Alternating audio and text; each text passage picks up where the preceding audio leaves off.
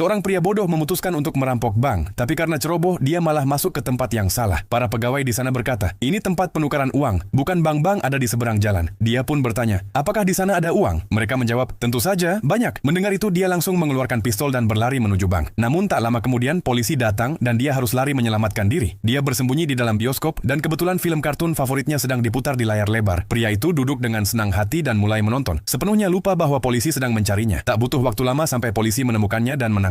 Bahkan saat ditangkap, matanya masih terus melirik ke arah layar film. Pria bodoh itu justru merasa bersemangat dengan kehidupan di penjara. Saat melihat teman satu selnya, dia bertanya, itu apa? Tapi pria itu mengabaikannya. Meski begitu, si bodoh tak bisa diam dan berkata bahwa temannya terlalu gemuk, pasti karena sering makan sisa makanan babi seketika. Pria besar itu marah dan mencoba menyerangnya. Tapi saat para penjaga datang, si bodoh sudah lebih dulu menjatuhkannya ke lantai. Akhirnya, dia dipindahkan ke sel lain. Teman satu sel barunya kali ini adalah pria berjanggut. Begitu masuk, mode cerewetnya langsung aktif. Seperti yang bisa ditebak. Tak butuh waktu lama sebelum pria berjanggut itu dibawa keluar dengan tandu. Dalam waktu kurang dari seminggu, dia sudah membuat 5 tahanan lain menderita kepala penjara yang benar-benar frustasi akhirnya memanggil seorang psikolog. Dia berpikir, mungkin pria ini gila. Dan kalau bisa dinyatakan tidak waras, dia bisa dipindahkan ke rumah sakit jiwa dan masalah pun selesai. Tapi saat dokter mencoba berbicara dengannya, pria itu sama sekali tidak menjawab dan hanya menatap seekor lalat. Saat mereka mencoba menangkap lalat itu, dia malah menyerang sang dokter psikolog itu, akhirnya berkata kepada kepala penjara, dia bukan gila, hanya agak lambat saja. Rumah sakit tidak akan menerimanya. Putus asa, kepala penjara mendapat ide. Dia memutuskan untuk menempatkan pria itu dalam satu sel dengan Paul, seorang pembunuh bayaran profesional yang tidak hanya mencuri pacar bos kriminalnya, tetapi juga melarikan diri dengan membawa uang kotornya. Polisi menangkapnya saat dia melarikan diri. Tetapi 10